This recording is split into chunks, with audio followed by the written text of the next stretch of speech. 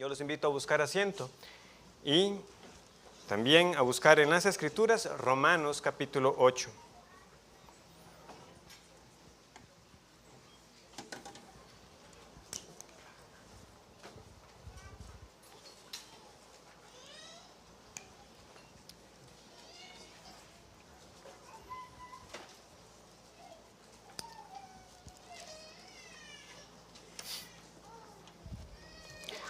Dice Romanos 8, a partir del versículo 19. Porque el anhelo ardiente de la creación es el aguardar la manifestación de los hijos de Dios. Porque la creación fue sujetada a vanidad, no por su propia voluntad, sino por causa del que la sujetó en esperanza. Porque también la creación misma será libertada de la esclavitud de corrupción a la libertad gloriosa de los hijos de Dios. Porque sabemos que toda la creación gime a una, y a una está con dolores de parto, hasta ahora. Y no solo ella, sino que también gemimos nosotros mismos, que tenemos las primicias del Espíritu Santo. Nosotros también gemimos dentro de nosotros mismos, esperando la adopción, la redención de nuestro cuerpo. Porque en esperanza fuimos salvos, pero la esperanza que se ve no es esperanza, porque lo que alguno ve, ¿a qué esperarlo?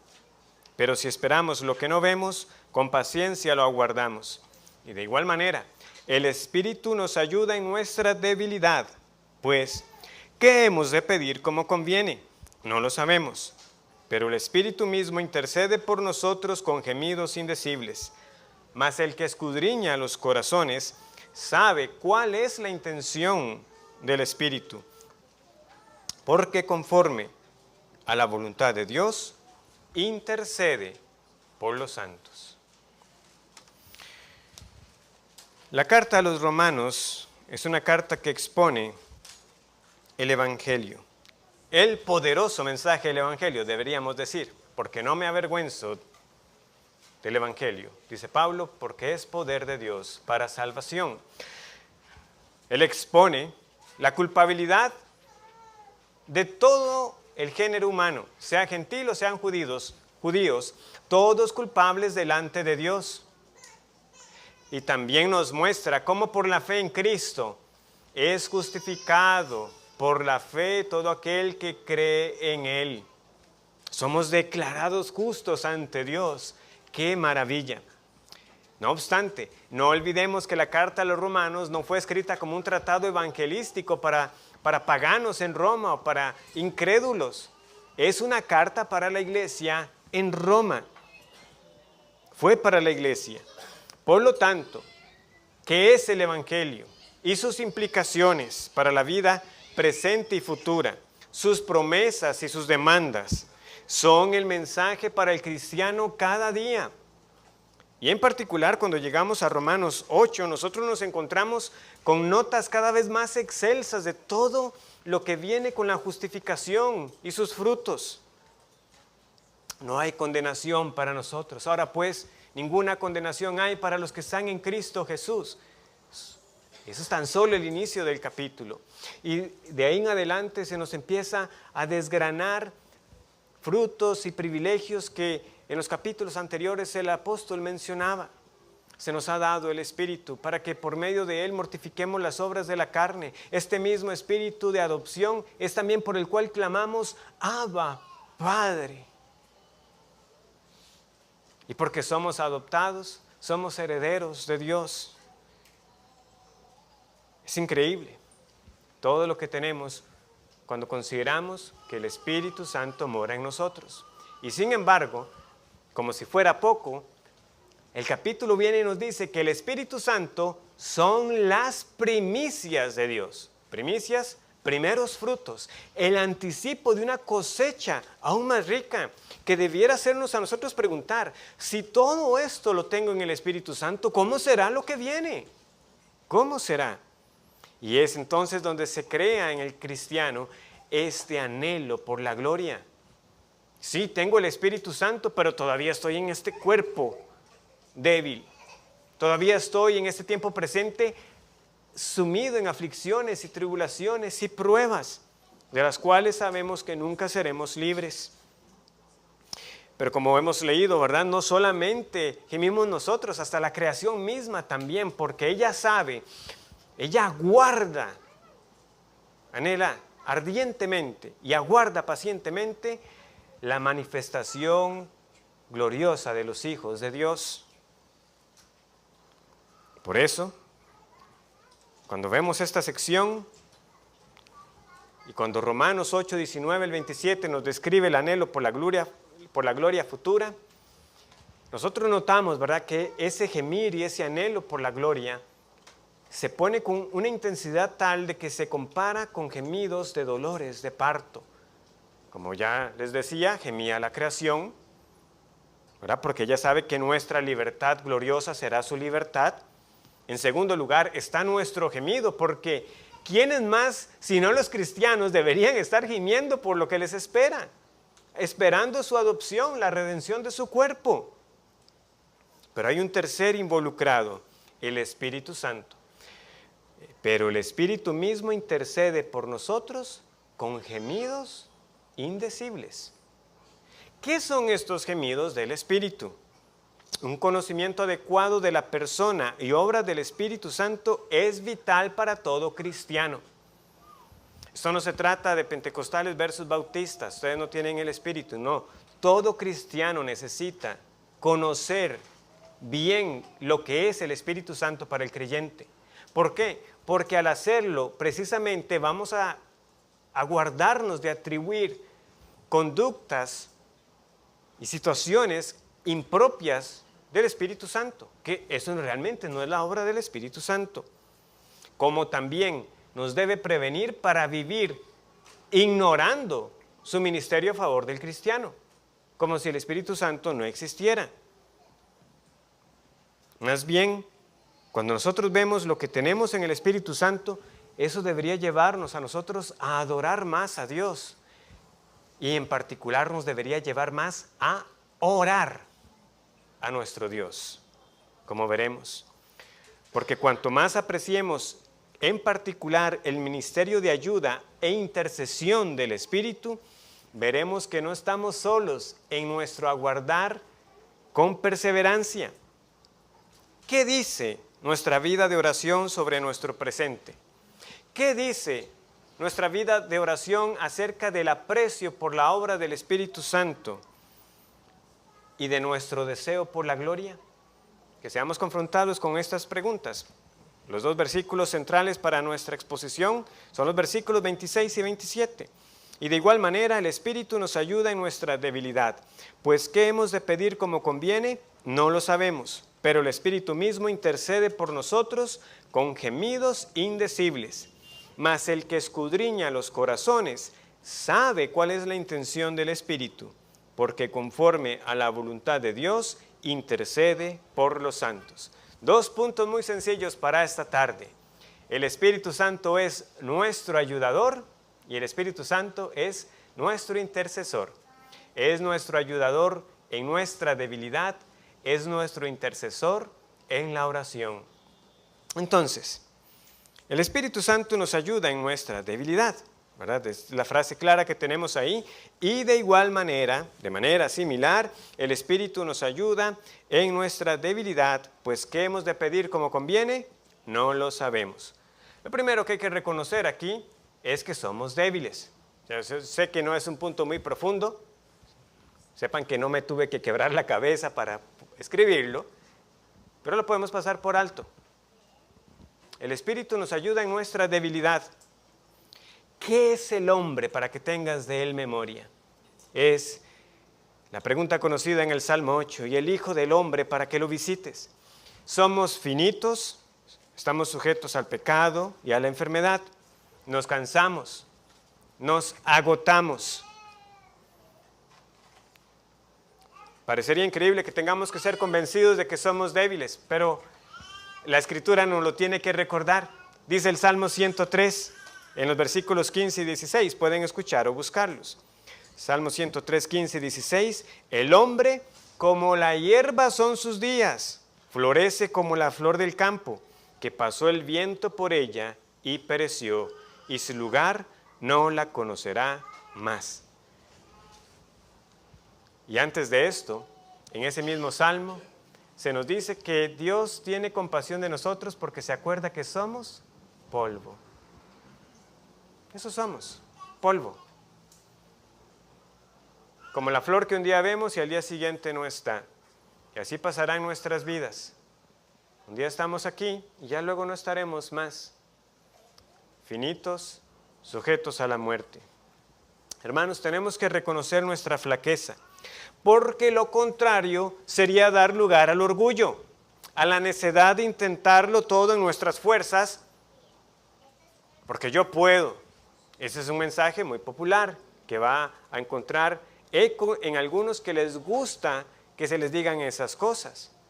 Tú eres suficiente, tú eres capaz, pero la Escritura nos pone a nosotros una pared para que tengamos el concepto adecuado de nosotros mismos. No, tú no puedes hacerlo todo. Solo hay quien puede hacerlo todo. Solo hay un Dios que es todo suficiente, independiente. Ese es el Dios del que hablamos de su aceidad, el término formal. Él no necesita de nadie más, pero nosotros no somos Dios. Somos polvo, somos débiles. No somos independientes. Y como el pasaje también nos dice a nosotros, que nosotros tenemos ese anhelo por la gloria y mientras tanto aguardamos con paciencia, también corregimos nosotros que este aguardar con paciencia, ¿verdad? No es la espera pasiva de aquel que está sentado en el banquillo simplemente viendo pasar la hora.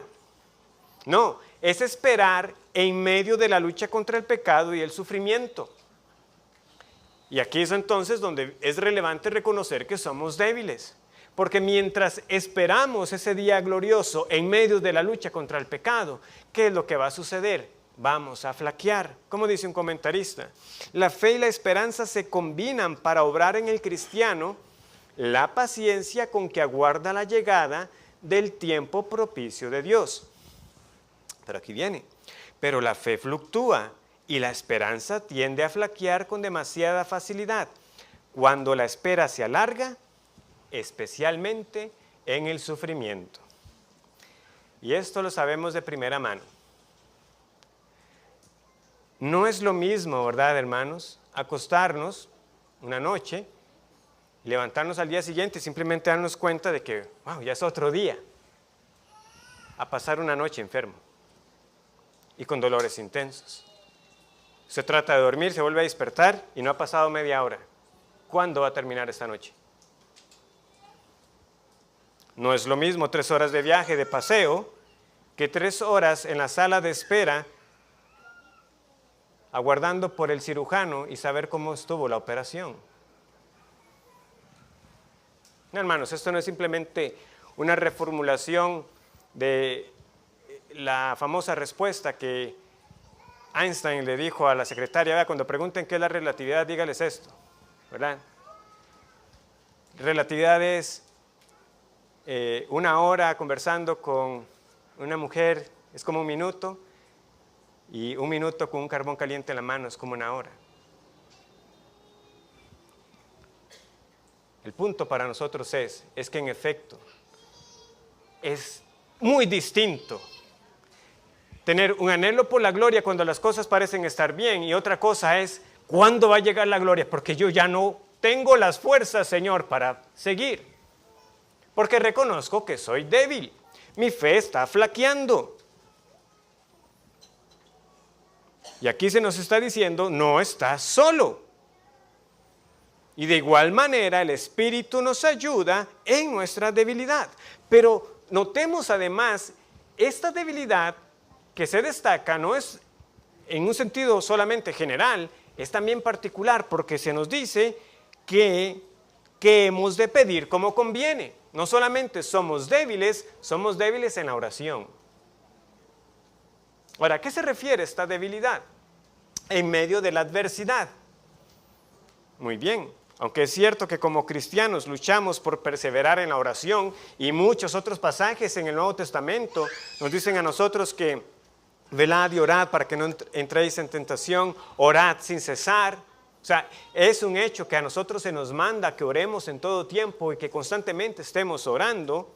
La debilidad que aquí se está teniendo en mente no es tanto el hecho de que si estamos orando o no, es el hecho de cómo orar en circunstancias difíciles.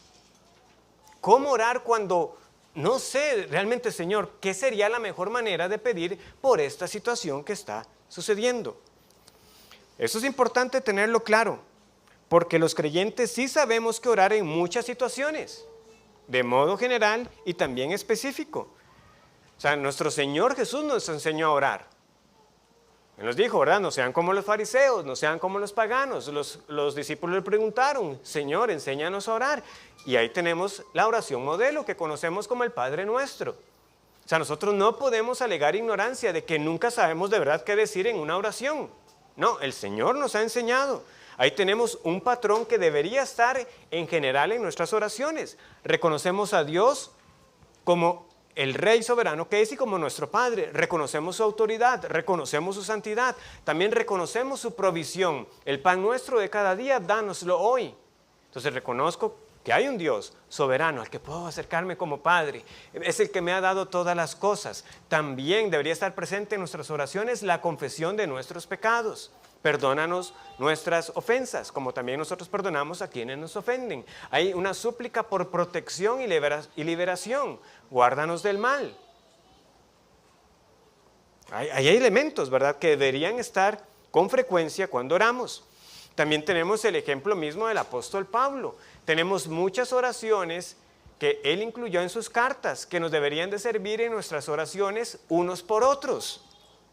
Veamos unos cuantos casos. Filipenses capítulo 1.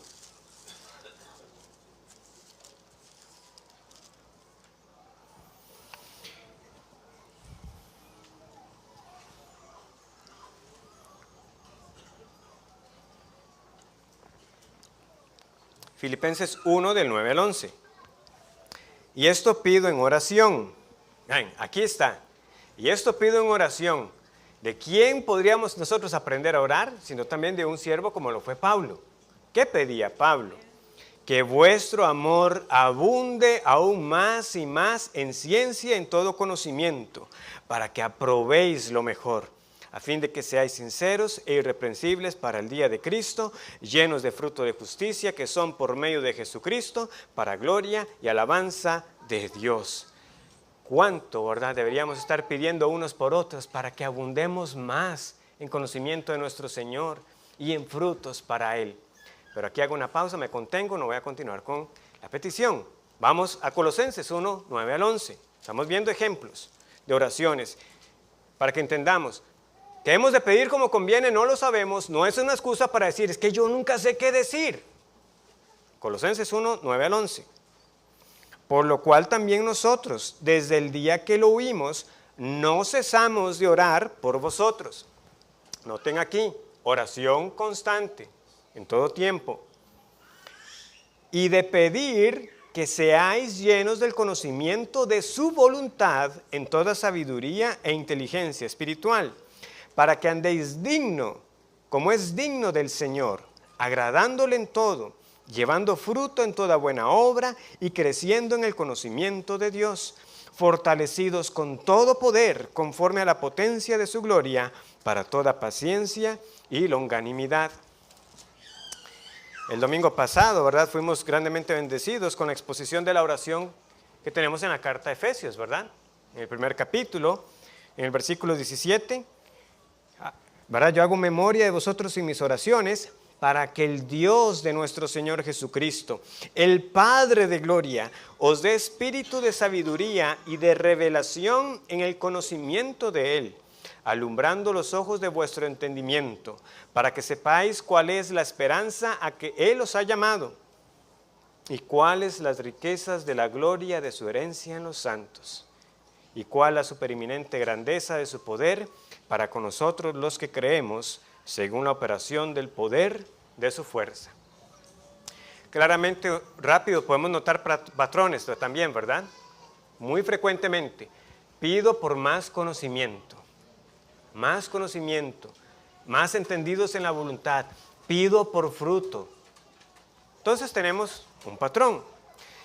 Por eso, hermanos, cuando nosotros vemos estas oraciones de Pablo, y llegamos a esta declaración de Romanos 8, nosotros sabemos, como más adelante Pablo también le dijo a los Efesios, que Dios hace las cosas mucho más abundantemente de lo que nosotros pedimos o entendemos. Entonces Pablo estaba consciente de sus limitaciones. Hay cosas por las que yo sé que puedo orar, pero es que Dios va más allá de lo que realmente yo puedo comprender. Y el mismo apóstol Pablo llegó a pedir por cosas que Dios le negó. ¿Cuál es el caso más conocido? El aguijón de la carne. ¿Cuántas veces pidió Pablo por ese aguijón? 3 veces. Da igual si ese aguijón, ¿verdad?, era una aflicción física, oposición de los judíos, o literalmente, ¿verdad?, un agente diabólico que estaba oprimiendo a Pablo. El punto es que tenemos a Pablo pidiéndole al Señor que se lo quite. ¿Y cuál es la famosa respuesta de nuestro Dios? Bástate mi gracia, porque mi poder se perfecciona en la debilidad. Nuevamente, reconozcamos que somos débiles. Y hay veces que queremos pedir de una forma, pero Dios contesta de otra. Y eso que Pablo sabía que era un instrumento escogido para anunciar el Evangelio y que Dios le iba a mostrar cuánto tenía que padecer por su nombre, ¿verdad? Eso está desde Hechos 9. Yo le voy a mostrar cuán necesario es padecer por mi nombre. Y sin embargo, aquí Pablo está padeciendo y él entiende que era lícito para él pedirle al Señor que le quitara esa aflicción. Pero el Señor le dice, no, Pablo.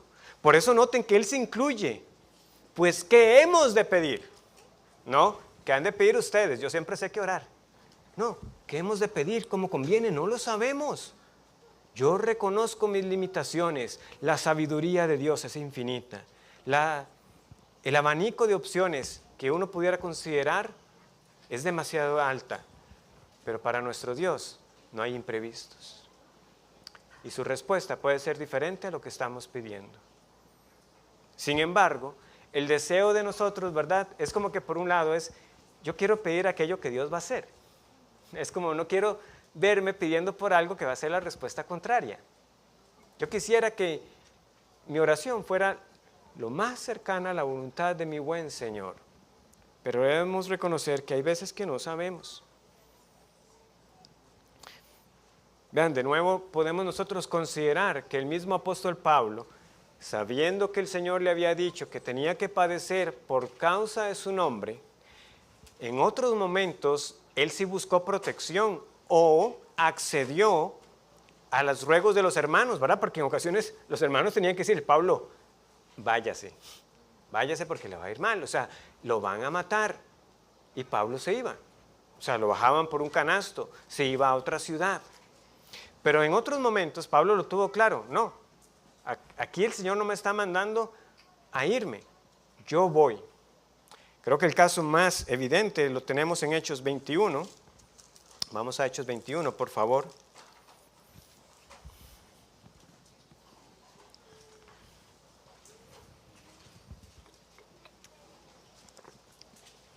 Para que veamos que ante la revelación del Espíritu tenemos a buenos cristianos pidiendo por 2 cosas contrarias.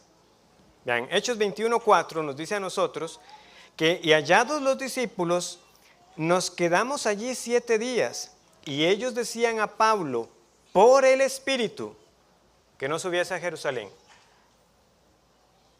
Pablo, lo que interpretamos, de lo que el Espíritu Santo nos muestra, es que no subas a Jerusalén. Luego llega el profeta Agabo, ¿verdad? Y él toma un cinto, se amarra y dice, así van a hacer con el hombre a quien pertenece.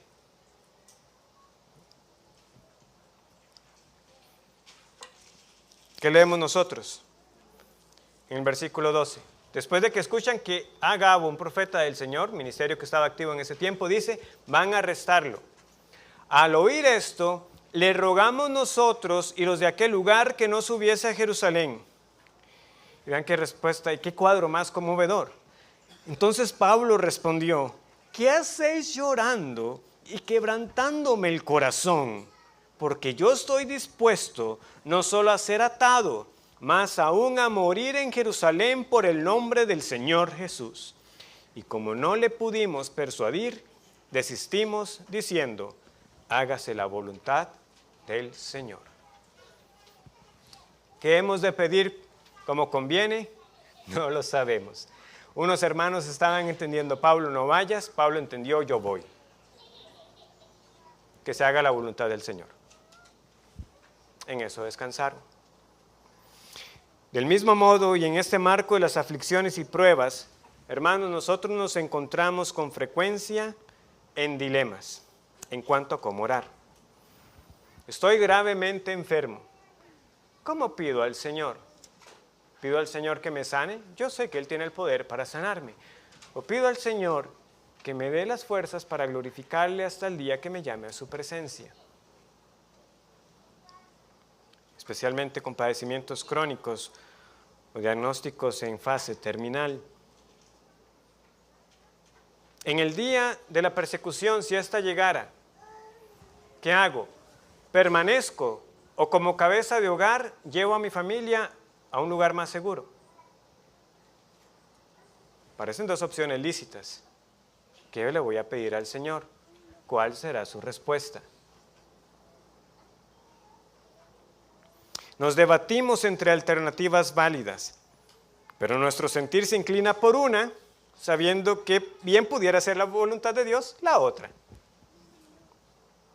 Otras decisiones, como un cambio de trabajo o la mejor manera en que pudiera abordar a un amigo o familiar al cual quiero hablar del Evangelio, también a veces nos pueden poner en estrecho. Señor, tú conoces mis motivos, pero sé que también mi corazón puede ser engañoso. Estoy buscando simplemente más dinero, más reconocimiento, o es un trabajo en el cual pudiera glorificarte más y servirte de mejor manera, sabiendo que si hay una mejora salarial, puedo aportar más para la causa del Señor. ¿Es esa la disposición? Señor, tú sabes que yo anhelo que tal familiar o tal amigo escuche, pero también sé su tendencia a evitar el tema. ¿Cuál será el momento más propicio? Hay oraciones que a veces tienen que ser hechas rápidamente en el momento. ¿Recuerdan cuando estudiábamos Nehemías? Eran decisiones así. Y el rey me preguntó, y yo pedí al Señor, y hallé gracia.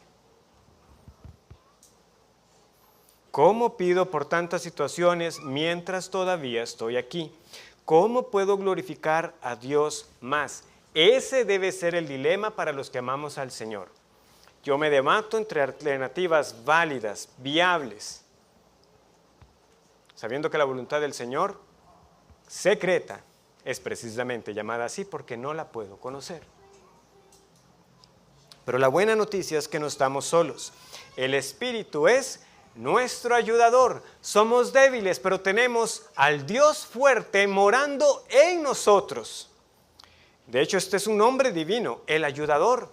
El Señor es mi ayudador. No temeré lo que me pueda hacer el hombre. Así aparece la cita en Hebreos 13:6 del salmo que está puesto en las referencias. Pero hay otros salmos que también tenemos. Bienaventurado aquel cuyo ayudador es el Dios de Jacob, cuya esperanza está en Jehová su Dios. Salmo 146:5. Se dice del Padre y se puede decir lícitamente del Espíritu Santo, Él es mi ayudador.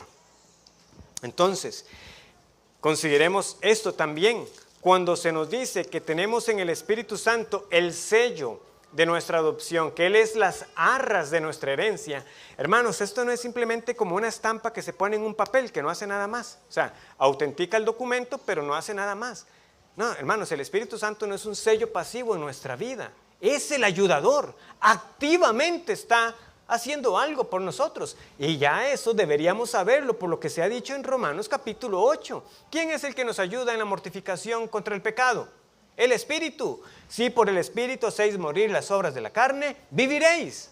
Es por el Espíritu que hacemos morir las obras de la carne. También es por el Espíritu que clamamos, Abba, Padre. Ese es su ministerio. Se nos da el Espíritu de adopción. Nos sabemos hijos Y porque somos hijos y se nos ha dado el Espíritu, sabemos que tenemos entrada al trono de la gracia. Pero aquí se nos dice que activamente Él está ayudando a estos débiles cristianos que tanto lo necesitan. Llama la atención que el término ayudar que aparece ahí, de ayuda, solo aparece en otro pasaje del Nuevo Testamento. Es Lucas 10:40. Pueden escucharlo, lo pueden buscar. Lucas 10:40. Es una escena muy conocida. Tenemos a Marta y tenemos a María. Todos sabemos lo que estaba haciendo María, todos sabemos lo que estaba haciendo Marta. Una estaba con quehaceres, la otra estaba a los pies de Jesús. Pero Marta se preocupaba con muchos quehaceres y acercándose dijo: Señor, ¿no te da cuidado que mi hermana me deje servir sola? Dile pues que me ayude. Ahí está la palabra. ¿Qué es lo que Marta está pidiendo? Marta no está pidiendo yo quiero sentarme y que María ahora sea la que haga, no. Ella lo que está pidiendo es ayuda en el trabajo, que compartamos las cargas domésticas. Esa es la idea, que Marta se sumara. Pero hay otros dos ejemplos que también pudiéramos tener aquí, que no vienen directamente del Nuevo Testamento, pero cuando vamos a la Septuaginta, ¿verdad? Que es el Antiguo Testamento en griego, ¿saben que ese verbo aparece en dos pasajes también muy interesantes? Aparece en Éxodo 18:22 y aparece también en Números 11:17. Ambos casos se refieren a Moisés. El caso de Éxodo 18 es cuando Jetro lo visita. ¿Qué vio Jetro que estaba haciendo Moisés? Moisés se sentaba, iniciaba el día y empezaban las personas. Moisés, tengo este problema. Y así venían. Llegaba el final de la tarde y Jetro le dice: Moisés, ¿qué es esto que estás haciendo? No, es que las personas vienen para mí para saber, ¿verdad?, cuál es la voluntad del Señor, cuál es la ley del Señor. Te vas a desgastar, te vas a morir y el pueblo contigo. En Números 11:17, la escena es Moisés pidiéndole al Señor después de que Dios mandara codornices, ¿verdad? Al punto que, como Él les dijo, ¿verdad?, que les iban a salir hasta por los dientes, ¿verdad?, y las narices. Pero Moisés dice: este pueblo, esta carga es demasiado para mí. ¿Qué es lo que le promete el Señor? Yo voy a poner del Espíritu que está en ti en otros hombres también. Y en ambos pasajes la frase que aparece es: y llevarán la carga contigo. No era que Moisés dejara de llevar la carga. No, Moisés iba a seguir llevando la carga, pero iba a ser compartida. Y si todavía nos queda duda de la imagen que se nos está dando, el término en griego que tiene este verbo ayudar, tiene el sin, que aquellos que han estado, ¿verdad?, ya por algunos meses aquí escuchando estos sermones, saben que ese sin en griego usualmente nos habla de dos o más, que se conjuntan. Sinfonía, o sea, palabras en español que todavía retienen esa idea. Sintonía, sinergia, dos o más. Bueno, aquí tenemos al Espíritu Santo ayudándonos juntamente con. Él coopera. Él nos ayuda con nuestras cargas. Nosotros no dejamos de orar, pero el Espíritu viene y ora con nosotros. Y como vamos a ver inmediatamente, y ora por nosotros. Este es nuestro segundo gran punto. El Espíritu intercede por nosotros. Es nuestro ayudador y es nuestro intercesor. Nos ayuda a orar y también media a nuestro favor. Versículo 26 de nuevo. Pero el Espíritu mismo intercede por nosotros con gemidos indecibles. Hermanos, qué precioso consuelo. Cuando no sabemos cómo orar, cuando nos vemos confundidos sin saber qué decir, que podríamos pedir de una u otra manera, viene el Paracleto, viene el Consolador, y cual abogado no solamente nos guía en lo que debemos decir, sino que defiende nuestro caso. Defiende nuestro caso. Ahora, ¿cómo intercede el Espíritu?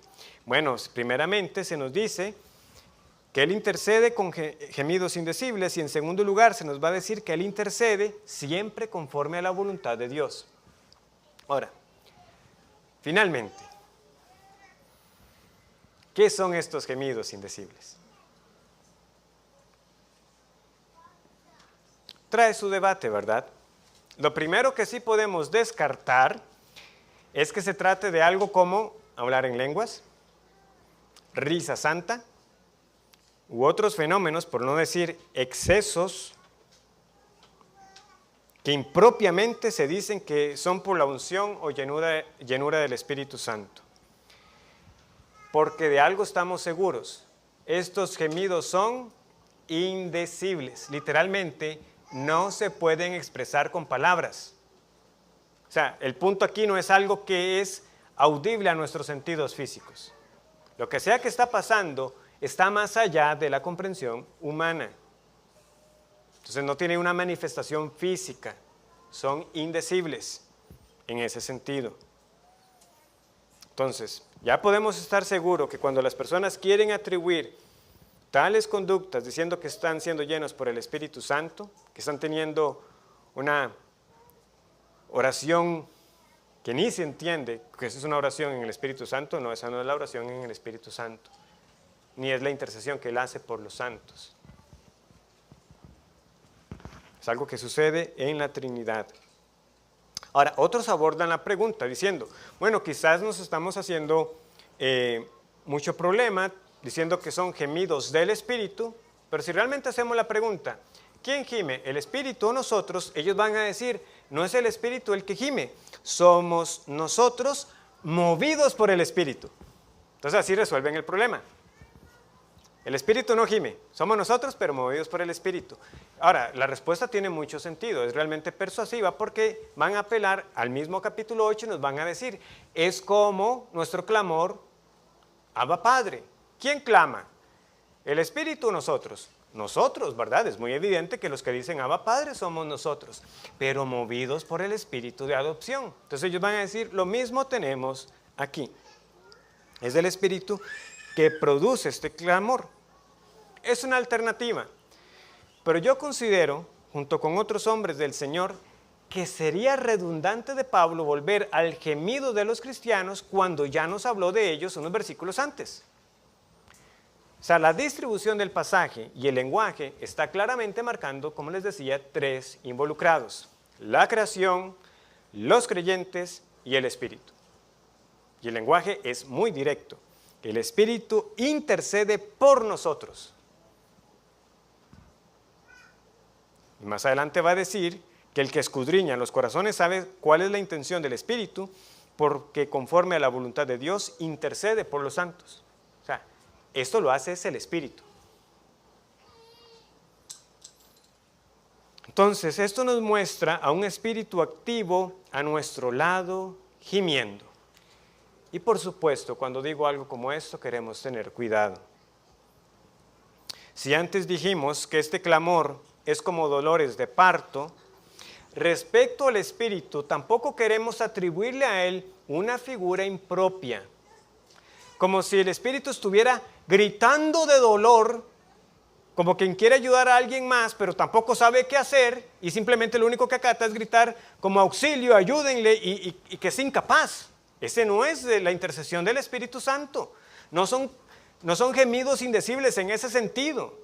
O sea, no son incoherencias que son pronunciadas de parte del Espíritu Santo. Deberíamos nosotros guardarnos de pensar de esa manera. No, hermanos y amigos, el Espíritu como Dios no es un hombre sujeto a pasiones como las nuestras, pero nosotros queremos retener el lenguaje bíblico. Y el lenguaje bíblico aquí es, el Espíritu intercede por nosotros con gemidos. Y esto tiene que enseñarnos algo. Como justo también hoy en la providencia del Señor leíamos en Jeremías capítulo 31, que nos habla de las entrañas del Señor conmoviéndose por su pueblo. Es absolutamente más allá de nuestra comprensión, pero para que tengamos un lenguaje que podamos entender, nuestro Dios es un Dios celoso y amante por su pueblo, y nos está diciendo aquí que el Espíritu Santo intercede así por nosotros, con esa fuerza. No es una intercesión indiferente, como te pido por ese cristiano que, mira, ni sabe qué decir. No, intercede por nosotros con gemidos indecibles. Es Dios pidiéndole a Dios, pero con este amor eterno que siempre ha tenido por su pueblo. Este es el grado de la intercesión del Espíritu. No es una intercesión fría, no es distante. Es para que tengamos alguna idea.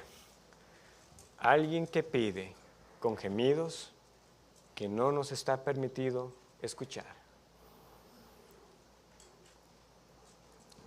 Y este es un enorme consuelo, porque cuando no sabemos qué decir, Él sí sabe.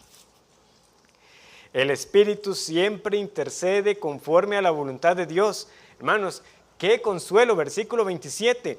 Mas el que escudriña los corazones sabe cuál es la intención del Espíritu, porque conforme a la voluntad de Dios intercede por los santos. ¿Lo ven? Que lo que sean estos gemidos indecibles, que aunque nosotros no los podemos escuchar, entre la Trinidad, entre específicamente el Padre y el Espíritu, está todo claro. El que escudriña los corazones. ¿Quién es el que escudriña los corazones? El Padre. Esta es respuesta que se la tienen que saber así. Jeremías 17, 9 y 10. Engañoso es el corazón y perverso, más que todas las cosas. ¿Quién lo conocerá? Yo, Jehová, que escudriño la mente, que pruebo el corazón, para dar a cada uno según su camino, según el fruto de sus obras. El que escudriña los corazones es Dios Padre. Y Él sabe cuál es la intención o la mente del Espíritu. Pensando en esto, me venía a mí a la mente este cuadro, que a veces nos ha pasado, ¿verdad? En especial con los niños más pequeños. Usted quiere tener algún diálogo con ellos. Viene y les hace alguna pregunta, lo que sea. ¿Y qué? Tal cosa. Y el niño responde. Y usted simplemente lo único que acata es sonreírle porque no entendí nada, ¿verdad? El papá o la mamá que está a la par intercede por el niño. Lo que quiso decir es tal cosa. Ah, ya entiendo. Hermanos, algo así es lo que aquí quiero que nosotros pensemos que está pasando. Porque ahí estamos nosotros, figurativamente, ¿verdad? Balbuceando incoherencias. Señor, no sé cómo pedir. Pido de esta manera cuando debería ser de la otra. Y el Espíritu, Señor, esto es. El Espíritu lleva la petición apropiada, la cual es atendida, porque el Padre siempre recibe la intercesión del Espíritu Santo. Siempre, siempre. Lo importante para nosotros es que en el Dios Trino hay comunión y comunicación perfecta en todo tiempo. Y lo que el Espíritu pide nunca será negado. Ese es nuestro intercesor. Hermanos, yo no sé, pero por lo menos un amén, algo. O sea, gracias al Señor que tenemos al Espíritu Santo intercediendo por nosotros en nuestras oraciones. O sea, que no llegan vacías al Señor, que llegan con esa intercesión y ayuda del Espíritu, llevando la petición apropiada. ¿Para qué? Para que siempre se lleve a cabo la buena voluntad de Dios en nuestra vida.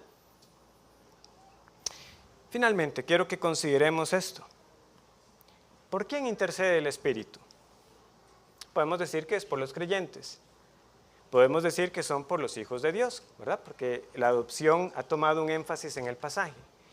Pero ¿cómo lo expresa Romanos 8:27?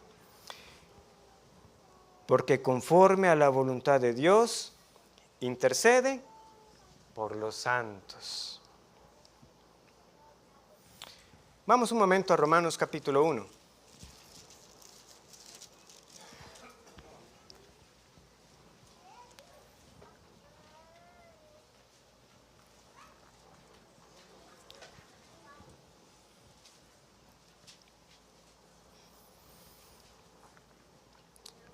A todos los que estáis en Roma, amados de Dios, llamados a ser santos.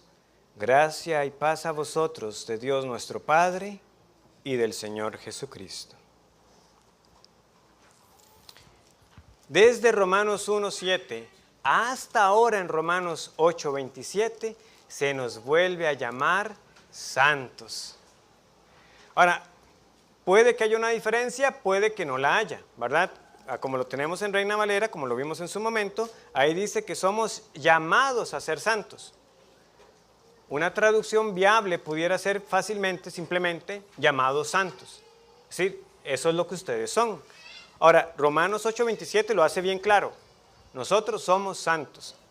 ¿Qué es lo que hay en el fondo? Bueno, lo que tenemos en el fondo es lo que nosotros distinguimos entre la santificación posicional y la santificación progresiva. O sea, posicionalmente, eso es lo que somos. Ya somos santos.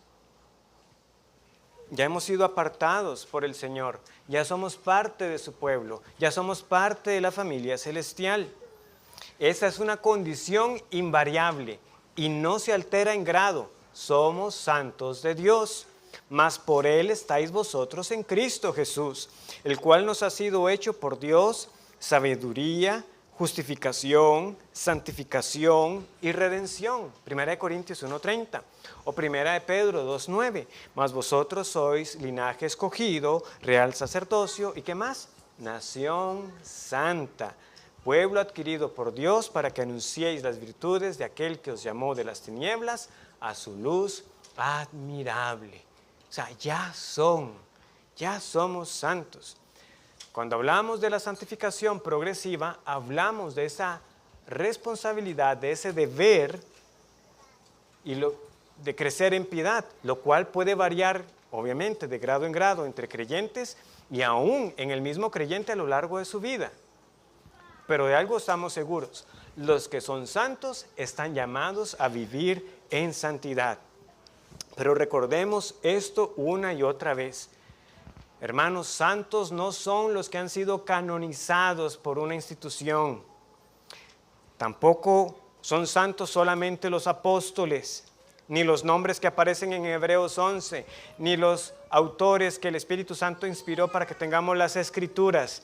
Los santos son los que Dios ha llamado para sí, y aunque así nos ve, débiles con nuestras flaquezas y luchas, cuando el Espíritu ora por los santos y amados de Dios.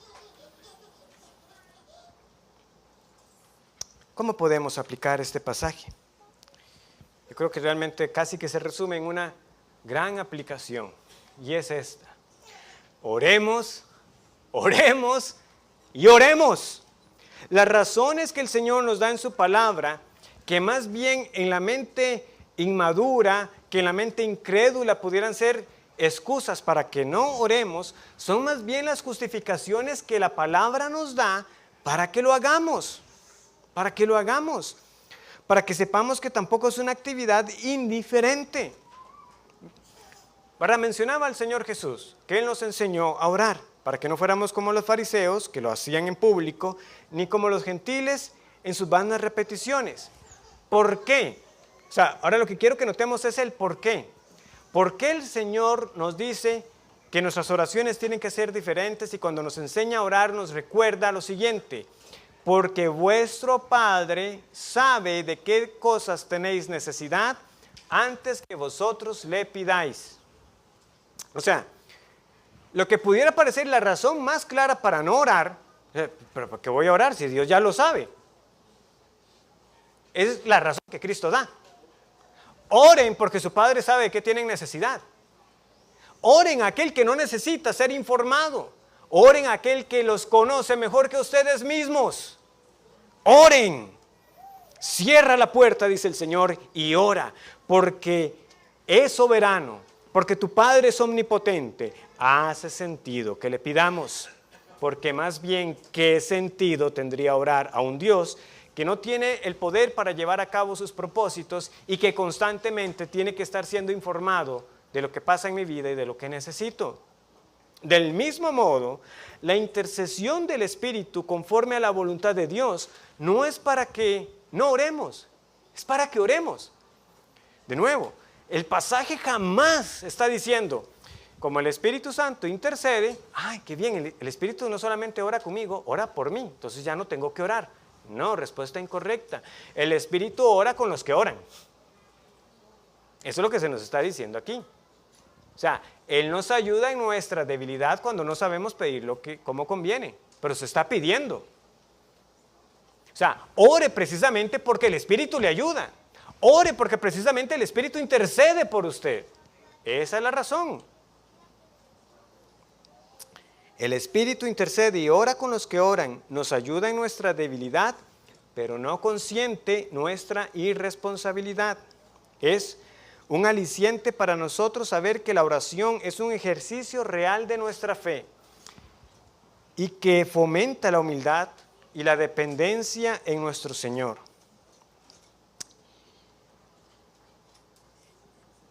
Y que toda la Trinidad está involucrada. Oramos al Padre, el Espíritu ora con nosotros y por nosotros, y lo hacemos en el nombre de Jesús, quien además intercede también por nosotros. Hermanos, cuando uno ve todo esto, uno ve entonces más bien qué clase de ejercicio es la oración. Dios plenamente involucrado en ella. ¿Cuánto debemos arrepentirnos nosotros de nuestra falta de oración? Y porque el Espíritu siempre ruega conforme a la voluntad de Dios, nosotros sí, como les decía, debemos procurar ser más entendidos en la voluntad revelada de Dios. Lo secreto le pertenece a Él, no siempre sabremos qué decir, pero el Espíritu que ora con nosotros y por nosotros es el Espíritu que inspiró la palabra de Dios. Y como hemos visto, y no vimos todos los ejemplos, tenemos muchas oraciones que nos sirven para que nuestras oraciones sean cada vez más informadas bíblicamente, para que sean cada vez más conforme a la voluntad de Dios, saturadas de verdad bíblica, aferrándonos a las promesas, de modo que cuando oremos, toda esa teología, realmente afecte todo nuestro ser, para que oremos con mente y corazón, con fe y esperanza, con reverencia, pero también con plena certeza de que somos oídos, porque el Padre, el Espíritu y nuestro Señor Jesucristo así lo han prometido y así están obrando a nuestro favor. Un día, como con la esperanza, a la oración le diremos adiós, porque ¿para qué esperar lo que ya se tiene? Un día ya tendremos nuestros cuerpos glorificados. Un día ya no tendremos que orar más al Señor. Estaremos en comunión perfecta con Él. Mientras tanto, y a causa de las aflicciones del tiempo presente, como les decía, hermanos, pidamos perdón por nuestra falta de oración. Porque de algo estoy seguro que se puede decir respecto a esta iglesia. Si no oramos, no es por falta de predicación y no es por falta de sana teología, porque ambas están.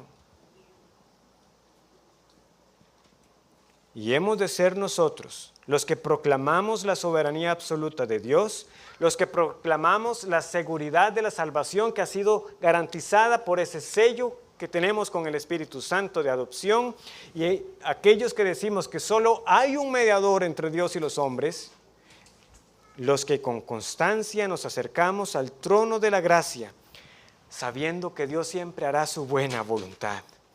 Y si nos queda alguna duda, más claro se nos dirá que la buena voluntad de Dios, que en todo lo que sucede para nuestras vidas, es siempre para bien de los que le aman.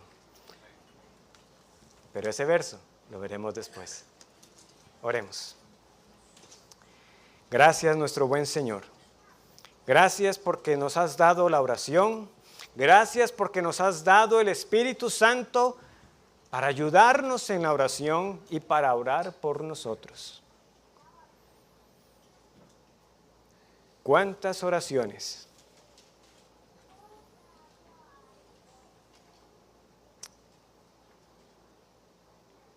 han sido contestadas por la actividad propia del Espíritu Santo en nuestra vida, que ignoramos?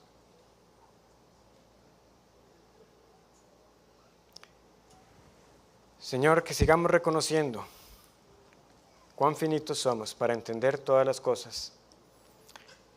Pero esa no tiene que ser nuestra preocupación, porque ya tenemos un Dios que sabe todas las cosas, que ha anunciado lo por venir desde el pasado.